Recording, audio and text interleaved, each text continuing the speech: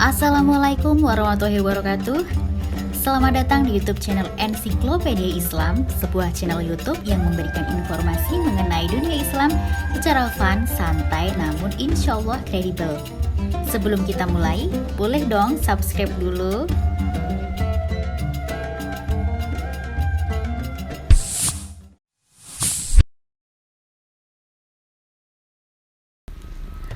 Apakah kamu seorang gamers? Harusnya kalau sampai pada video ini, kemungkinan kamu sedang mencari informasi tentang hukum game dalam Islam. Nah, tapi semakin kesini, orang ngegame bukan hanya untuk membuang waktu atau sekedar hobi, tapi sampai menjadi sumber penghasilan. Nah, kita bahas yuk. Hukum asal dari muamalah itu pada dasarnya adalah boleh, dengan catatan selagi tidak ada unsur-unsur yang diharamkan di dalamnya. Apapun bentuk muamalah itu. Terkait dengan permainan atau game online, hukum asal dari permainan ini adalah boleh, selagi tidak ada alasan dasar keharaman yang menjadikan game online itu berubah menjadi alat malahi. Apa sih alat malahi? Alat malahi sering juga disebut dengan istilah alat al-lahwi, yaitu alat yang ditujukan semata untuk bersenda gurau sehingga melalaikan penggunanya dari berzikir kepada Allah Subhanahu wa taala. Maksud dari lalai berzikir ini adalah lalai dari sholat, sebab Allah telah menegaskan dalam firman-Nya yang ditafsiri oleh Syekh Abu Zahra dalam kitab Zahratut Tafsir sebagai berikut. Dan jadilah kalian termasuk orang-orang yang bersujud. Maksudnya, teruslah kamu bersikap khudu atau merendahkan diri kepada Tuhan semesta alam. Dan sujud di sini bisa ditafsirkan dengan makna merendahkan diri secara mutlak kepada Allah Subhanahu wa taala. Sikap rendah diri di hadapan Allah dan mengingat atau berzikir semata karena Allah merupakan sarana tenangnya hati. Dan Allah Subhanahu wa taala telah berfirman, "Ingatlah bahwa dengan berzikir kepada Allah Subhanahu wa taala adalah sumber ketenangan hati." Atau kita juga bisa menafsirkan bahwa sesungguhnya yang dimaksud jadilah kamu termasuk orang-orang yang bersujud itu adalah sujud di dalam sholat.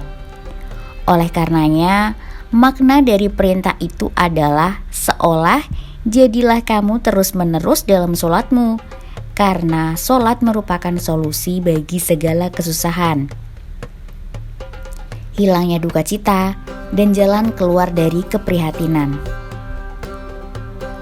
Syekh Abu Zahra menjelaskan bahwa penafsiran kedua ini dilandasi pada sebuah keterangan asar yang menyatakan adalah baginda Nabi SAW bila mana beliau sedang menghadapi suatu perkara, maka beliau bersegera melakukan sholat.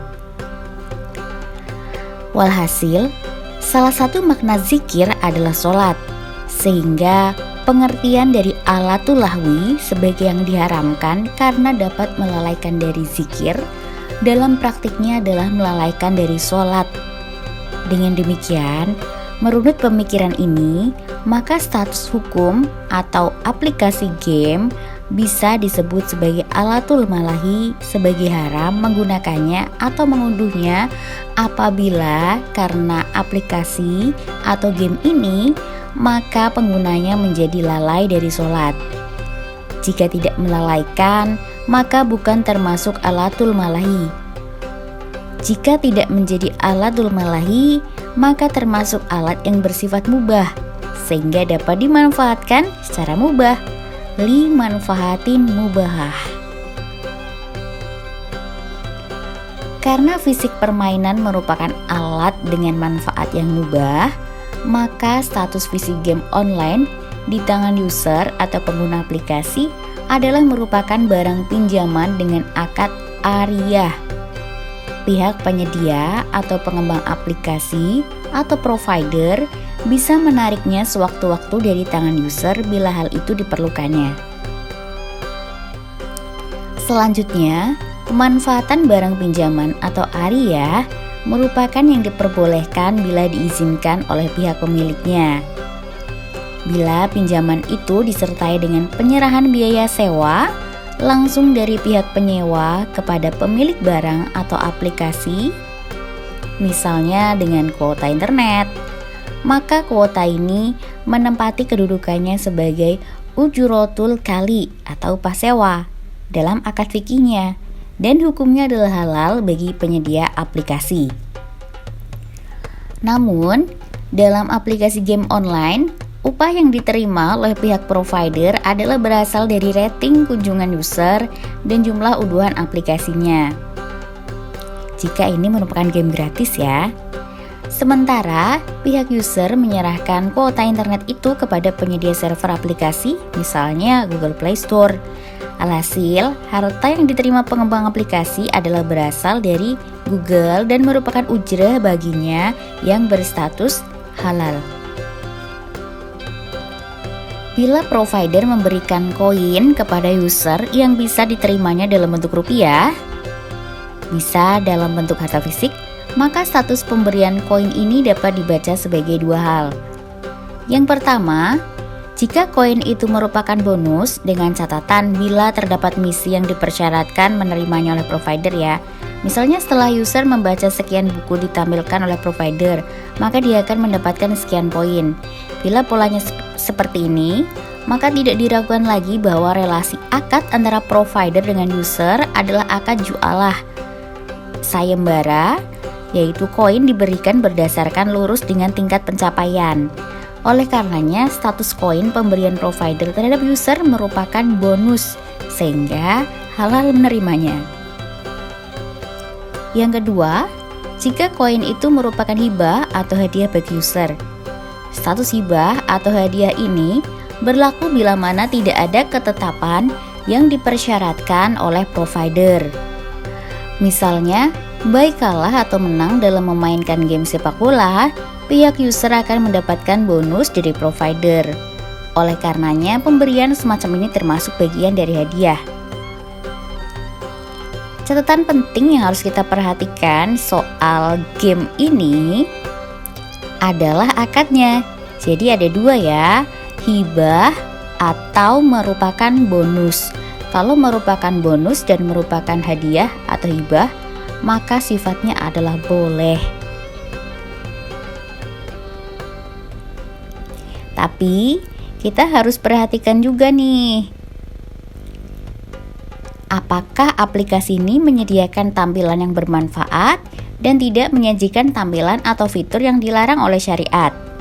Apa saja sih yang dilarang? Yang pertama, menyajikan tampilan pornografi. Kedua, mengajak berjudi. Yang ketiga, mengajak permainan spekulasi dengan jalan penyodoran harta yang dipertaruhkan, kendati yang disodorkan itu merupakan poin bonus. Yang keempat, mengajak riba. Yang kelima, mengajak transaksi yang tidak diketahui atau istilahnya majhul.